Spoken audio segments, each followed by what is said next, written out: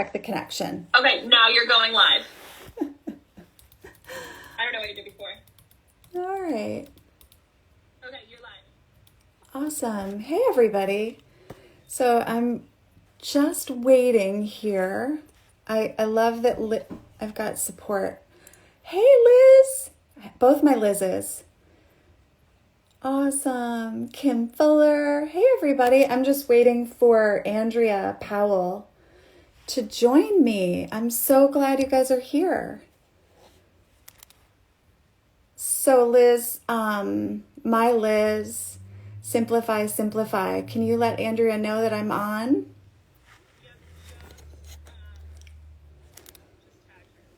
I love this. Hi, Addie. I'm getting coached on an Instagram live. Hi, Lisa Hicks. So Andrea Powell's going to be joining us today, and she is an expert. Oh, yay. Okay, so Chris, she joined. So how do I get her? So Liz, Hey, Andrea, can you hear me? she has to ask to join, I think. Yep, and then you have to add her. Okay. So I have to wait for her. There she goes. Yay. Okay, so go live. Oh my gosh, I love it when technology works. Hey, Hello, my friend. hey. Let me say goodbye to this screen and then thank you, Liz. My lifesaver on this end. Yay. So I did it. I feel so accomplished. I'm gonna I'm like sitting stuff on top of my computer so I can like be a little more Be there. a little higher up, Yeah, taller. yeah, so I don't look like. So good. So I love that we have so many joining us already, Yes, and I'm loving all the hearts. Yay, this is so new for me. me too. So I thought we could start with just you introducing yourself and your expertise, and what we hope to do in this call is really provide a conversation around hope and healing for the survivors of human trafficking. Yes, so I am Andrea Powell, and I am the co-founder for an organization called Karana Rising. And we are a collective of survivors of human trafficking and sexual exploitation and assault. And we have come together to create a community where survivors not only are healing, but also creating innovative ways to reach out and connect to other survivors, provide them everything from that crisis support to that long-term community and care that's going to enable them to reach the fullest purpose. Because at Karana Rising, we don't just believe in surviving, we believe in thriving. I love that. And I had the opportunity, of course, to record an amazing podcast episode with you. And I know that there's often a lot of confusion around human trafficking, what it is, how it happens. And especially, I think we often think that it happens out there to somebody else's kids. But one of the things that, of course, you were just such a wealth of information around is actually it's closer to home than we think. So I thought actually you could kind of just start there by helping our audience kind of understand how human trafficking, really what it is in the US, what some of those statistics are, and how it really happens. Absolutely. So I think just to bring it all the way down to the basic level, human trafficking is about someone or a group of people who are vulnerable. Maybe they're homeless or they've experienced prior abuse, or they're seeking that love and support that they're not getting at home, or they're being stigmatized because of their gender orientation. But, or there's a natural disaster in their community, so they're displaced. There's many reasons someone could be vulnerable. On the other side, there's someone or a group of people who think that they can exploit that vulnerability in order to profit. And so, for example, there was a recent case of orphan children in Guatemala who were disabled and deaf, and they were brought to Ohio and forced to work on an egg farm. And people just thought these kids belonged there. They were kind of turning a blind eye. And so when we think about like how human trafficking happens here in the U.S., we have to go a little deeper than thinking about like the bad guy, the trafficker. We have to think collectively as a community, how could we potentially be complicit? Are we labeling, for example, a runaway girl as a lost cause? Oh, she's run away 1,000 times. Oh, she's addicted to drugs. Oh, she just likes glamorous things and fell for this guy. You know, we're kind of like othering people, or we're saying, well, that immigrant likes to work at 2 a.m, crazy guy. Like, or, you know, like we're kind of like othering everyone and realizing what I've realized in my 15 years in working with something like 2,000 plus survivors is that honestly, when we're thinking about human trafficking, we have to understand these are real people. They want all the same things we want: love, safety, attention, better opportunities for themselves, for their kids, their families. The vast majority of survivors I've worked with have been US citizens, about 95%. And they are typically a young girl of color, though not exclusively. But at the core, over the years, I've learned they're not that different from me. And we'll talk about a particular case in a moment. But, you know, really thinking about many of these young women and girls, they really just want love, if you break it down, and we all want that. And so that's how trafficking happens here in the US. And then when we don't respond appropriately and we don't see this person in need as someone who we should care about, then their trafficking just gets worse. And there's something like upwards of 10,000 cases a year identified by the national hotline. So the problem of trafficking is vast and big, and most victims don't know they're victims, so they don't come forward. They view themselves even as someone who's not worthy, and that lack of self-worth perpetuates that exploitation. Yeah, and I want to scaffold this conversation, and I want to do that by circling back first to something that you said before, which was runaway, right? And one of the things that you helped me understand is that a lot of these kids are actually pushed away. They're a runaway is kind of a misnomer, right? And there's often many signs that they're exhibiting, either in their school systems, in their families, in their communities, before this actually occurs. And so I wondered if you could talk a little bit more about that, and then what those risk factors are. Absolutely. And so when we think about a young person here in the US who has left home, I think is a better way to say it. They've often left home for the most part because they're witnessing domestic violence, they're experiencing child abuse. They simply don't have enough food. I'll give an example. There's a court program in the DC area called Hope Court.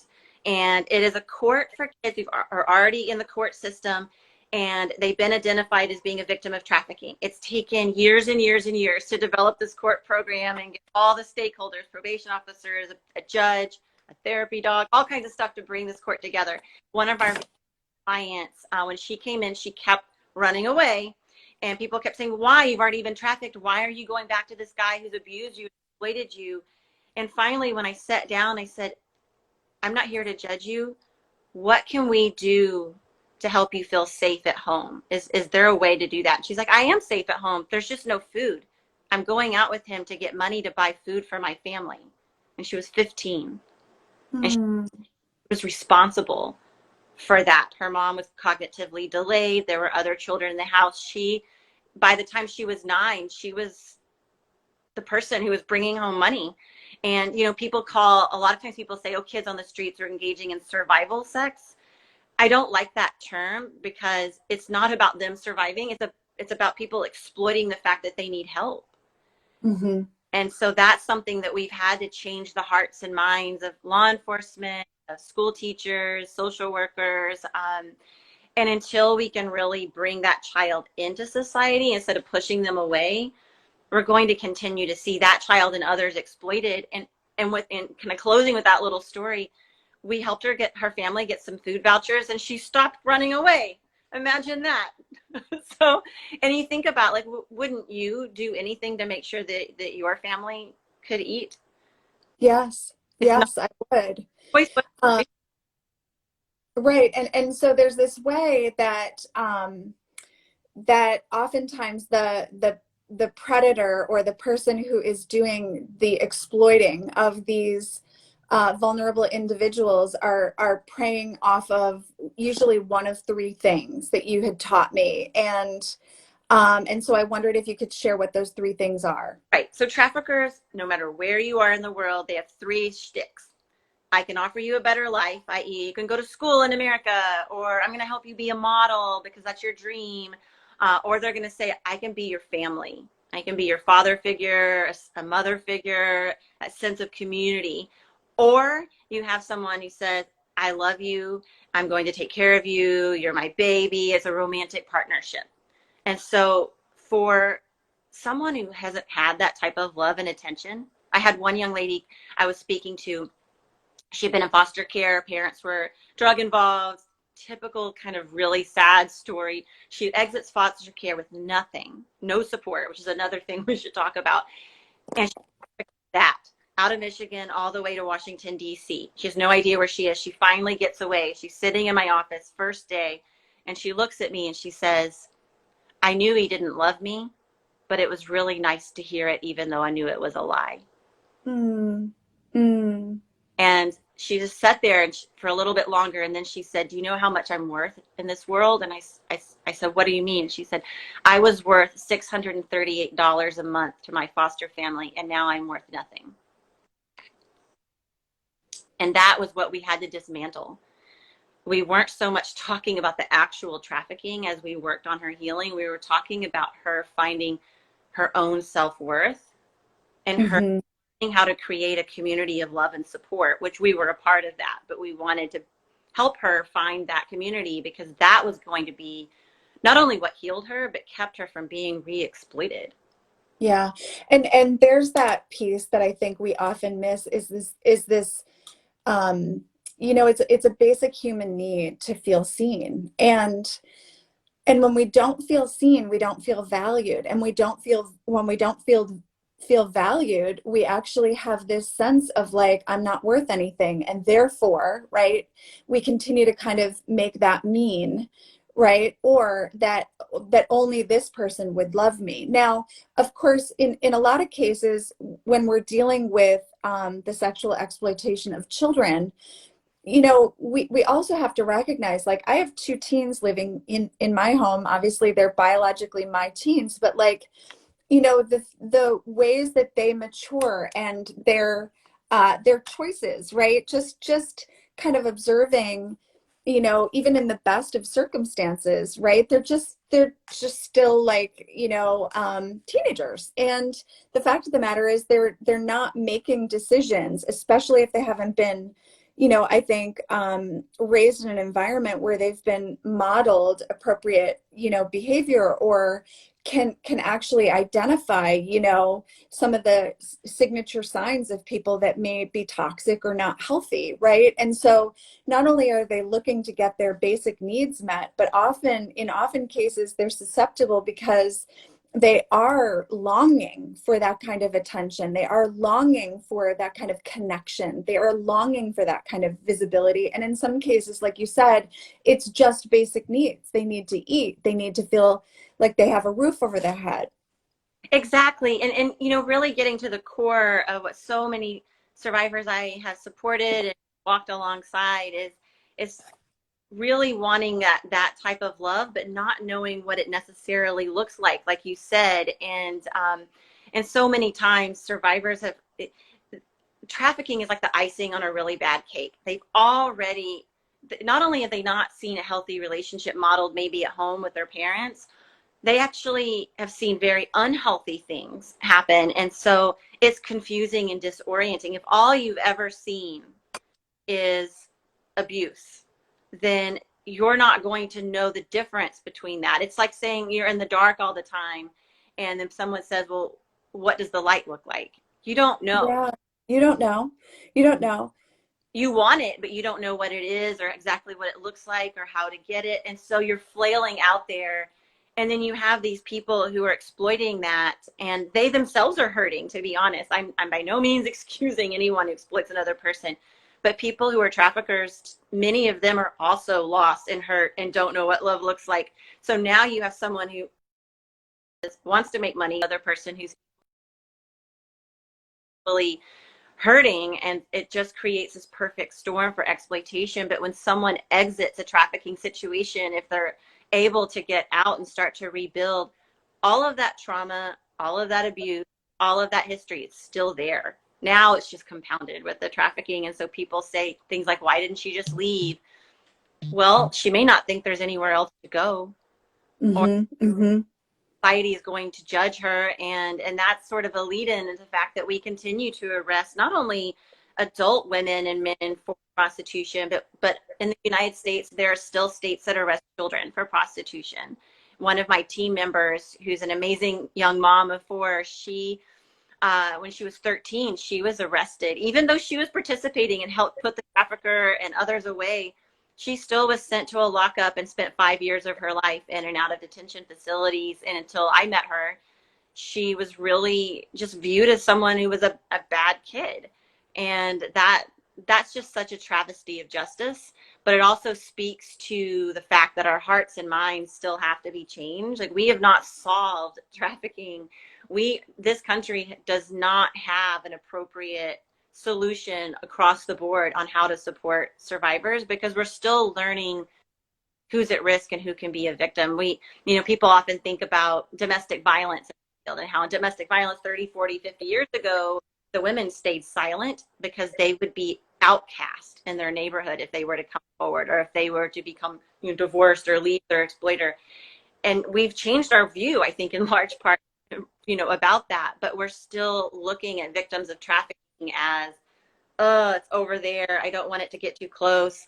And that Yeah, doesn't. and I want to even bring this closer to home, because one of the biggest revelations that I had when you and I talked was just about how, again, like we always think it's happening out there, but many of us who might be watching this, I want to first welcome you and say thank you for joining us. This is a conversation that we're having about hope and healing for the survivors of human trafficking and sex trafficking. And Andrea Powell has joined us from Karana Rising. And Andrea is really talking and sharing not only her background and expertise on, what kind of continues to perpetuate this problem in America, but we're also really wanting to share a specific story about a very specific individual that we'll talk about in another moment. But what I first want to kind of remind us all as parents is, believe it or not, one of the things that I learned in my various talks with Andrea is that our children are more susceptible than ever right now, actually, to sexual exploitation, which is really the first step, in the grooming process. Is that correct, Andrea? Absolutely. And Okay. it's like a slippery slope. I see the line of where we're going with this, and I'll jump in a bit and say, it's people think like trafficking is happening over there, but there are kids in America who are being trafficked while their parents are downstairs. You're asking how that happens. No, traffickers are not sneaking in through the window. What's happening is they're on your kids' screens. They're inside that Roblox game. They're inside Minecraft. They're inside Instagram. They are telling kids like, I'm your friend, or I want to get to know you better. You're so beautiful. You should be an influencer. Right now, kids are more isolated than they've ever been before. And that's not their fault. It's a global pandemic. There are kids who are struggling to learn. They're frustrated. They're lonely. Kids need other kids. They need touch. They need attention. Parents are struggling and trying to work. They're doing the best they can. And in walks in someone who's going to exploit that for profit. And what they do is they get that kid to share a sexualized image or information that they would deem shaming should it come out. And then they tell that kid, if you don't give me more photos, or you don't get your little brother or sister to come in here and do stuff with you, I'm going to tell your parents. I'm going to share with your whole school. And there was a recent young boy and his parents who reached out to me. This kid, super smart, awesome kid, wants to be a model, has actually done some modeling, goes to his private boys' school. And someone reached out and said they wanted some kind of sexier images. It was for a photo shoot. They kind of sweetened him up over a period of time. He sent some images and a video, and they then wanted more. And he had the wherewithal to say no. And he actually went to his parents and told them what was going on. The exploiters did send the images. They did get law enforcement involved. The challenge is, though, that those images could be anywhere by now. I don't know if you've heard of Pornhub, but it's been in the news a lot lately. A lot of those videos and images are of kids. They're being uploaded, downloaded. They get more views than Netflix. And I want to say this, we're not talking about this to scare parents, and it's Right. not about going and taking your kids' iPad away or their games away. It's actually about encouraging parents to have open dialogue. And for us as parents, and grown-ups and educators and teachers and police officers and you name it, the onus is on us to really kind of look at where the resistance is to having these conversations, where is the discomfort to having these conversations, and getting over that so that we can create dialogue so that our children know what to look for and they recognize the signs, and more importantly, they feel safe enough to come to us if something happens. Exactly. I want to take just a quick moment to say that I'm seeing who's joining, and we do have beautiful survivors who are joining our conversation. You guys, I just want to say I see you and I love you. You know who you are. But I also want to offer a quick hack for people who have kids who are under 13 in your house. They're probably playing Roblox. I know it's a really weird game, but Roblox has put parents in a really difficult predicament because kids need connection. There's a lot of good things about the game. I have to say I've learned Roblox does try to take things seriously, but if your kid is under 13 and they're listed as over 13, anyone can message them. Anyone can engage with them, and they can lure them into, this sounds crazy to us, but it's a real thing. They can lure them into these Roblox brothels where they force the kids' characters to do horrible things, and they basically kidnap the little character. And what they're doing is they're trying to get the kid in real life to do things with their visually with themselves in order to free their character. Because for these kids, these characters, these games feel very real to them. It feels very much like it's part of them. It's hard to understand if you didn't grow up with that, but that's what I'm understanding from kids I talk to. Now, for parents who have kids who are over 13 or online, don't be shy about having these conversations about, you know, what can happen online, but also as much as you can, let them know no matter what's going on, they can come to you. I have a little 9-year-old in my life, and she was almost exploited on Roblox. And my little 6-year-old came and told me what was going on. There was a strange man trying to get pictures, trying to get our home address. And my first feeling, you know, honestly, as a parent was get the iPad and throw it away. Like, you know, and then I was like, okay, I'm gonna have to use my own advice and gonna go in there and have a conversation with her and say, it's not your fault. Let's figure out together how to avoid this in the future. And let's figure out what it is that was inside you that was curious about him. And let's figure out a better way to satisfy that curiosity than talking to someone who doesn't have your best interests at heart. But it's really about, again, it's about connection. It's about kids being seen and heard and showing them you trust them, you love and support them and want the best for them. You also know that there's some bad things that can happen out there. And when we're thinking about so many survivors who I've had the privilege of working with, they just didn't, for whatever reason, they didn't have parents doing that.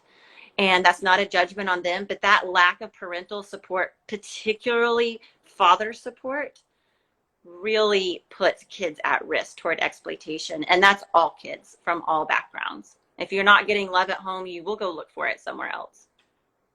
Yeah, and I mean, I want to just say, you know, for those parents that are listening, this is it's so easy for us to step over, you know, thinking like, oh, well, this can't possibly be happening in my house.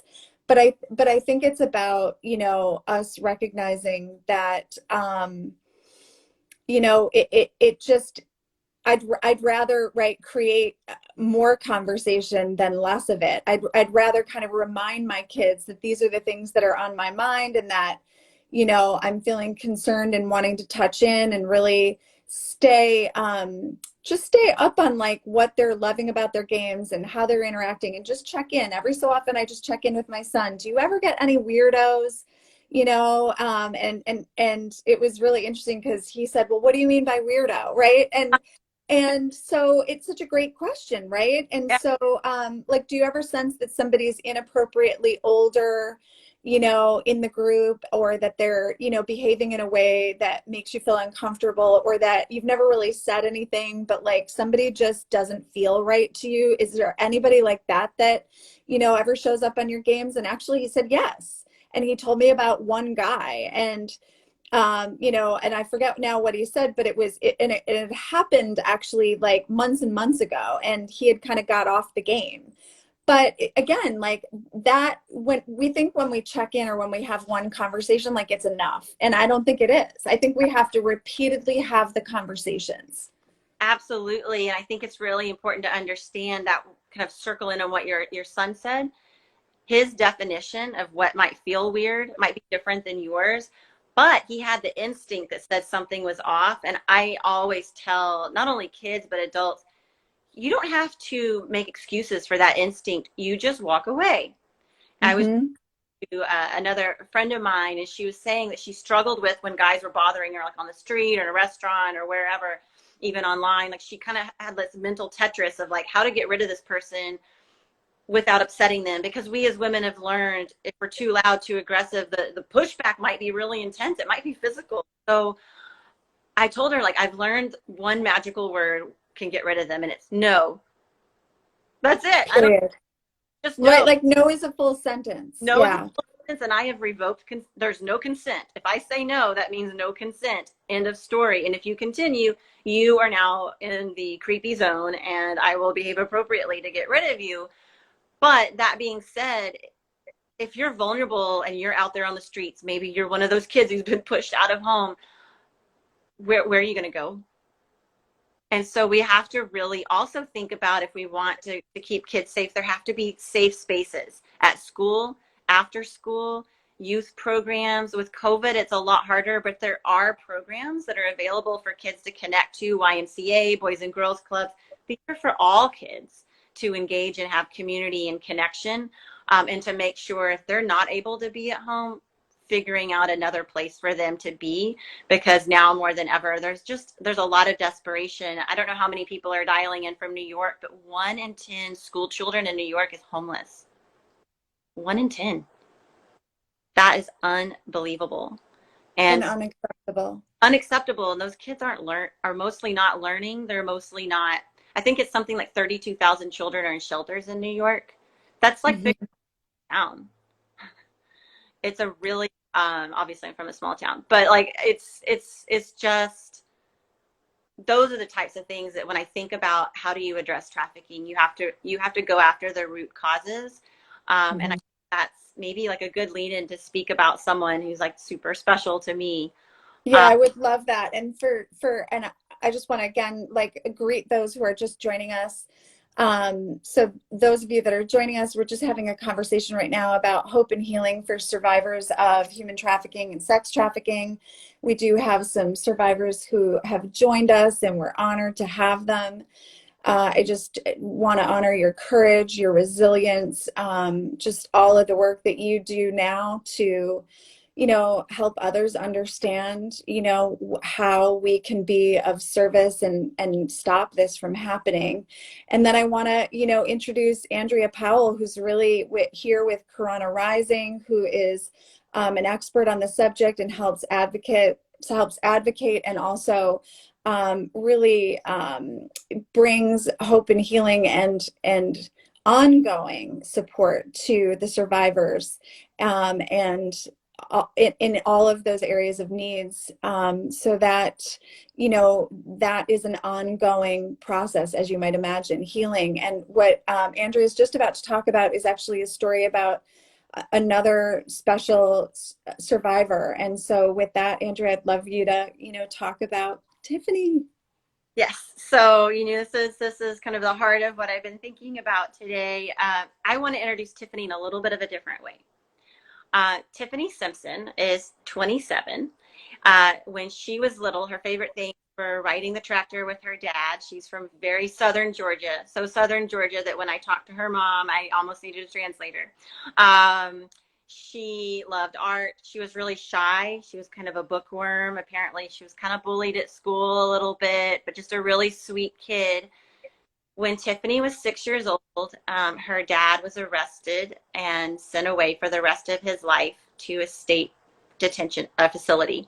And so she lost contact with her dad. Unfortunately, Tiffany's mom had experienced a lot of abuse growing up and began to drink and engage in substances. So she was in and out of Tiffany's life. Tiffany really didn't have any family support. At 13, she was sent to live with her grandmother, who had a lot of other things going on. And by the time Tiffany was 14, She was being exploited on the streets all across Georgia, as were actually many girls. When Tiffany was 16, she met a 34-year-old man who basically fulfilled that fatherly love role as well as that romantic love, and also gave her a sense of like, you're valued. I'm going to take care of you. I'm a man about the world, blah, blah, blah. But pretty soon he was selling her for sex, and he was forcing her to use drugs to help make sure she didn't run away. Eventually, she used those drugs to keep herself from losing her mind and from dealing with the pain. He had stabbed her multiple times, gotten her pregnant. And when she was about 8 months pregnant, he decided that he wanted to have another girl. He was getting sick of Tiffany. So he forced Tiffany to reach out to another girl who was 13, who was a runaway, and I think connected to her family. She had no choice. She barely remembers anything that happened. He picked up this other young girl and took them to a construction site where they were both severely assaulted. He took the little girl home thinking she wouldn't tell, and she did. The police came, and they not only arrested the trafficker, but they also, instead of rescuing Tiffany, they arrested her too. And she was sentenced to 30 years in prison. She got more time than he did. She's now serving 20 of those 30 years, and she's been there almost 9 years as of next Monday. I met Tiffany because I was in a USA Today article with my previous organization, and Tiffany's dad, let's circle back to him, saw that article because you get USA Today when you're in prison. And he did an act of love as a father, and he sent that article to Tiffany, who is now also sadly in prison, and said, I think this is you. And she wrote a letter to me. I still have it, that said, I read this article. This is what's happened to me. Am I a victim of trafficking or a prostitute? So I stayed up all night, and I wrote all these laws for her by hand. We didn't have email at the time, and, you know, passages from books and all kinds of stuff. I woke up like face plant on the couch with like, you know, like couch mark on my face, like ran to the office with her letter and my letter, and others added in, and we sent it to her. And thus has begun an 8-year journey to free Tiffany Simpson. And so we are working now with an amazing attorney that we just got to change the hearts and minds, not only of the people in her local community in Cairo, Georgia, but also to change the hearts and minds of everybody to understand this isn't just about Tiffany. If Tiffany could join, she would say she would love to be free. She would love to see the beach for the first time. She would love to become an advocate on the outside and help other survivors. She would love to be with her now 9-year-old son, who she doesn't get to see. But most of all, what she wants is, by sharing her story, she wants other girls out there who are either incarcerated or being exploited to know that they're not alone, they're not so different from others, and that by freeing her, we're freeing all of us. So I made a little sign because my printer's not working. But luckily I have lots of crayons.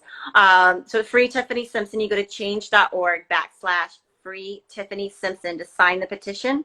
The reason signing that petition is so important is the more signatures that we have, the better chance we have of getting the attention of local media, of people like Kim Kardashian, who's actually really involved in this issue.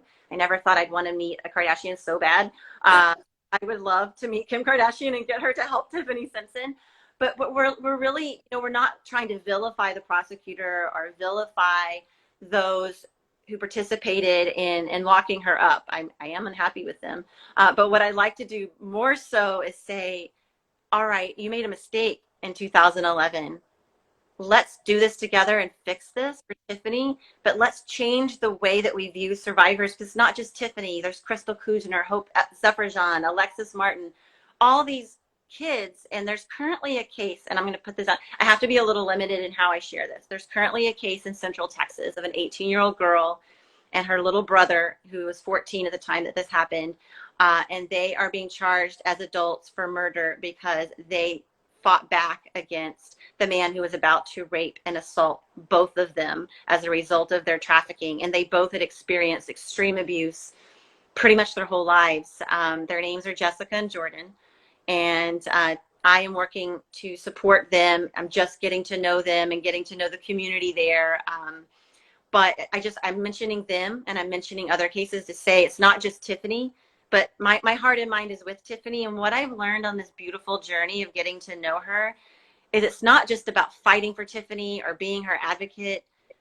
We're a team now. And I'm learning as much from her about love and a community as I've ever learned before. I've never met, I mean, I've actually never met her. I've never been connected to anyone with so much hope and joy and resiliency as Tiffany. And it breaks my heart that she's in there. And while I know the mountain to free her is legally very steep, we need 3 parole board officers of the 5 in the state of Georgia to agree to her clemency, to her pardoning. It's going to be really hard, but I believe it's going to happen. And along the way, keeping Tiffany hopeful is really important. So again, you can help add a little joy to Tiffany's life by signing this petition and sharing it. And that's where my heart and mind are right now. You know, I want to point to the fact that you and I have talked a lot about like the systems, right? The system. It's really interesting to me that the other day you had said like the systems could work. What has to change is the way we see, first of all, that it's the human beings inside of the system and help them understand how these things occur.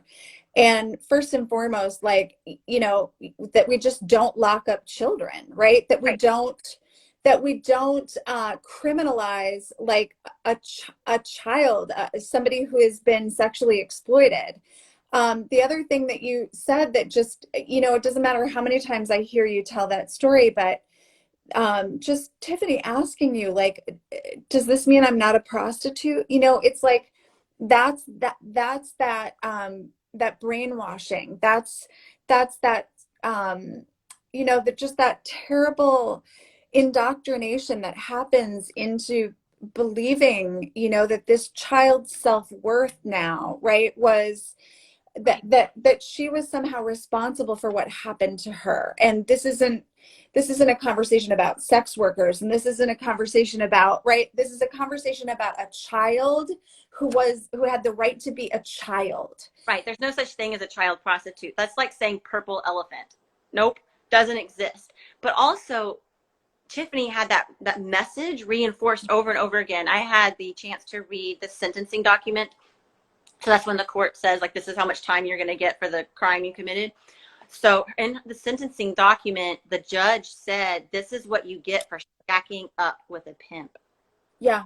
Yes. And I Which was just shocked that I called her attorney and said, I just want to be clear. Is that's the judge that said that? And she's like, yes. And I was like, okay, I was in shock. So I just needed to clarify for myself. And I don't have the heart to tell Tiffany that's what he said. I hope she doesn't remember. But she just had that reinforced. And over the years, she's told me about other girls who've been in prison. She's starting a support group in her prison. That's how amazing she is. She's finished her GED, which is really hard to do. It's actually harder than getting a high school diploma. She's so smart. She's so compassionate. If she can do all of that after the extreme abuse and neglect and torture by not only the trafficker, but then the subsequent injustice by the system, if she can still be hopeful and loving and kind to everyone around her, all of us can do it too. And we can all show compassion. And you know what? Even if she were 38 and on the streets and engaging in sex work and wanted help, we still deserve to love that person. I have met women who said, I'm willingly engaging in sex work. It's what I have to do. But when I've gotten to know them, about their childhood abuse, the neglect, the trauma, the inevitable story of how their dad is not around, because that's almost always the case, or that they were abused, you know, by others in their community and systematically ignored, or they were told, you're too loud, you're too crazy, you're out there. Or as one prosecutor said to me, that girl can't be a victim of sex trafficking, she's ugly.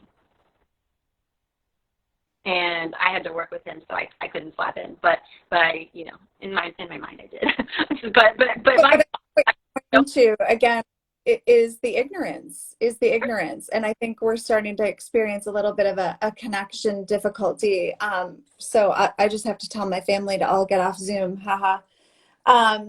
So Andrea, I would love, you know, if you had something that you could say to our viewers today that would, you know, like what are a couple of takeaways that you would love them to get from this conversation? Yes.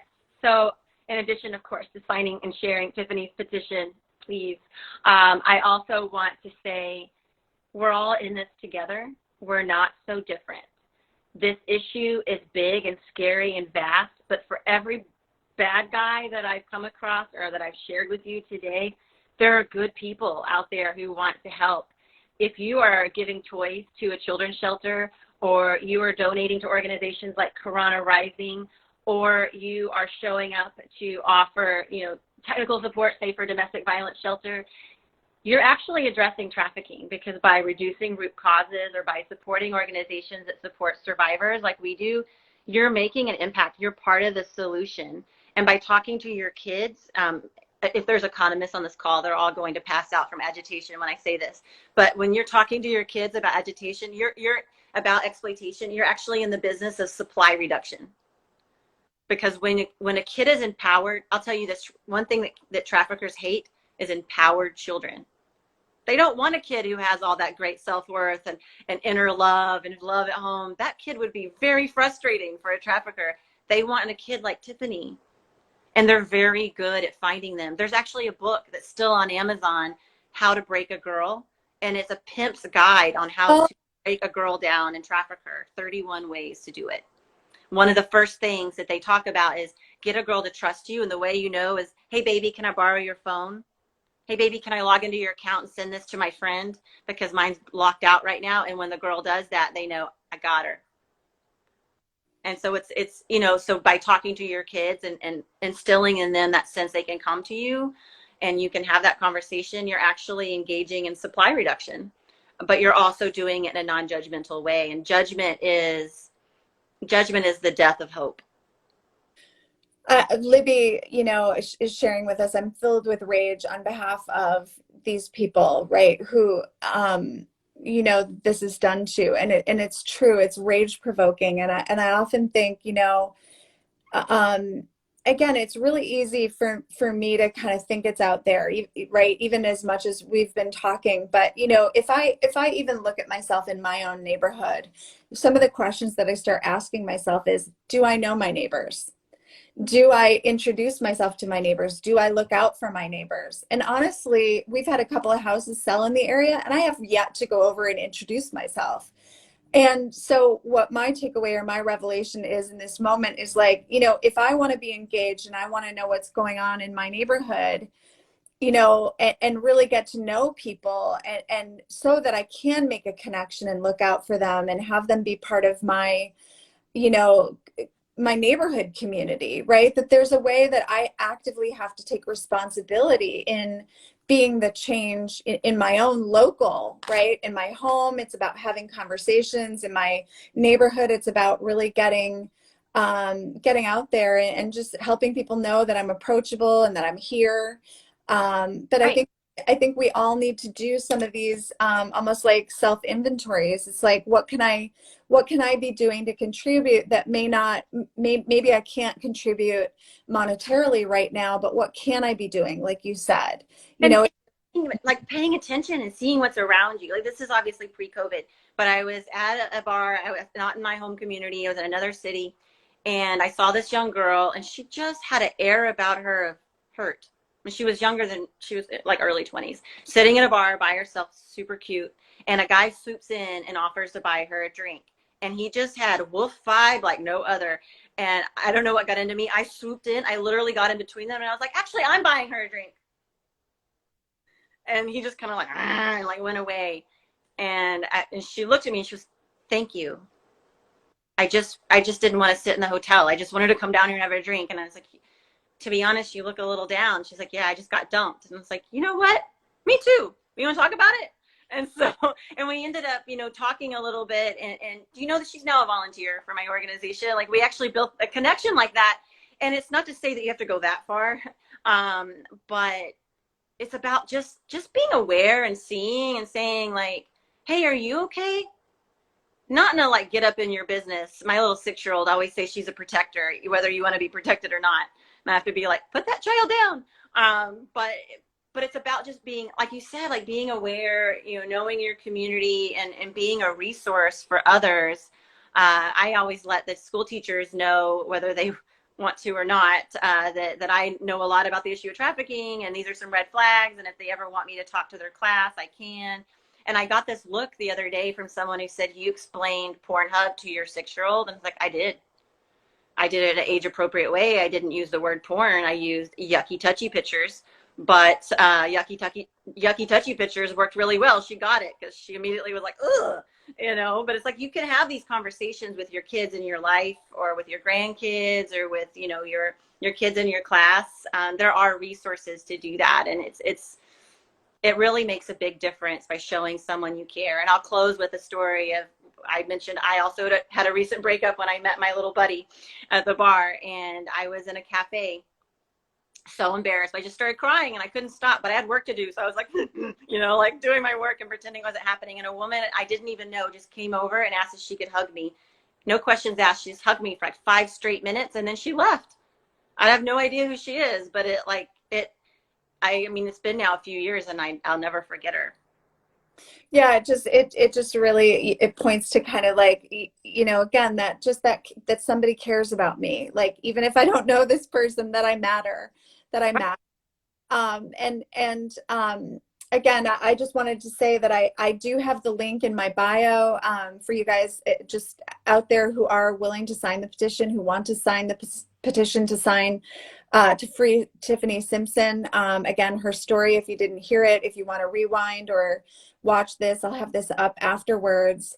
But I just have loved this interview, and of course want to encourage you to keep, of course, doing this amazing work, and for all of us to really take part in it, because there's so much, I think, education that has to happen for this practice to end. And that I do think that while there's not a lot of human connection right now, that there is a lot of quiet time in this pause to really do some reflecting and to really take an inventory and think about, how do I want to show up in the world in 2021? How do I want to create deeper connections with people? How do I want to be more involved in my community and my, present environment? And how can I serve in ways that help end the issues that I care deeply about, whether that's racism or human trafficking or anything, hunger or homelessness. And by the way, all of these intersect, right? So Unravel them, and you can't even toxic masculinity. When we silence the vulnerability of men and boys, we amplify their desire to get connection elsewhere and amplify their anger. So that's not a empathetic stance on people who perpetrate violence against women and girls, but it is true that we have to have that compassion and allow for vulnerability for all of us, and then that's going to be how we help address trafficking in unique ways. So oftentimes when we talk to kids about trafficking, we talk about it in this idea of like, boys don't buy sex, girls don't become vulnerable. Stop that. Because boys about 45% of sexually exploited children in America are boys. Yeah, I know it's really, that's a myth that it just happens to girls. In fact, more and more I'm seeing that statistic rise, and it really points to such an issue. Like, there's so much here that has to be resolved around how we are and how we serve children in the world, because that's where that hurt and that generational hurt that you were talking about, that generational cycle really starts, is as parents, when we don't break that cycle, right? Like, it may be uncomfortable in this moment, but I'll tell you what, if we're willing to break a cycle, we're breaking it for a long legacy of generations, that come. And that's the work. It is. I mean, Tiffany's dad wrote this letter that we're now writing emails. And the reason is I want to know everything about Tiffany. I'm actually working on a book project to help support her. But he said to me, he was abused as a kid, and he would go to juvenile detention facilities, and he liked it there because he got to sleep and he wasn't being beat up, and he met other kids who were being exploited like him, and how bad he feels as a dad that he hasn't been there for Tiffany. And I wrote him back and I said, when you sent Tiffany that article, you were being a good dad. And I know that Tiffany is invested in breaking the cycle of exploitation in your lineage and your family. And I really think that's so important. And if I think about, you know, a takeaway, it's we have to have more love and less judgment. The more love that we can generate and the more that we're willing to be brave together to break cycles of abuse and exploitation, that's how we actually end trafficking. The laws are in place. We have laws to combat trafficking. We have to use them. They were used against Tiffany, and that's a travesty. But more and more, I'm seeing things being done better. But we have a long way to go. So we have to be willing to go within ourselves and heal, because that's going to enable us to be compassionate for others like Tiffany. Yeah, it's and I just also want to say that for those of you that are just joining us, we have a podcast episode out on this. You can go to jointherevelation.com and certainly listen to the entire episode. Not only is the beautiful story of Tiffany Simpson on that, and I say beautiful because it really is a beautiful story. What a story of courage and resilience is this amazing human being who is still incarcerated. And not only do we want to help get her where she really needs to be, which is in the free world, you know, and give her back, restore her dignity, restore her childhood, restore her humanity and her hope, you know, in humans, the humans that, you know, completely are aligned with ending this. But it's also an episode filled with tips for parents. Andrea had a parenting guide that a download, so to help you with conversations at home with your children, and to really start recognizing the signs and also these intersecting systems, you know, warning signs, things to look for. It's an invaluable episode and it's an invaluable guide. So please check it out. The link is in the bio for signing the petition. And again, Andrea, I just want to honor you and thank you for your amazing work in the world. I want to thank all of the survivors who came to this call. Thank you for being here. Thank you for just what you've, you know, endured and are really just sharing now with the world. It's just what courage you have. And for all of the women, you know, and men who've joined us on this conversation to learn more, thank you, thank you, thank you. You too. I say thank you as well. And I'll close with one last little line. For those of you listening, if you love your dad, then you have one thing in common with Tiffany. And if you want a better life for your children, you have two things in common with Tiffany. And I say that to say we're all in this and we're all a lot closer to each other than we realize. That's right. I wanted to close with. Awesome. Well, thanks again, everybody. And Andrea, we'll talk soon. More to be revealed. Thanks. Bye. Goodbye.